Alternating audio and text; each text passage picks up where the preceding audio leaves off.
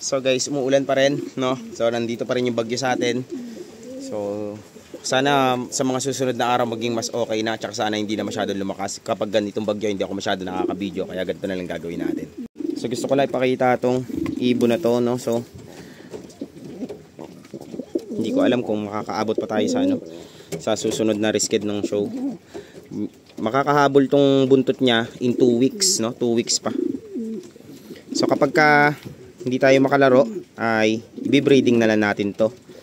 Tapos tignan natin kung aabot to sa December, no?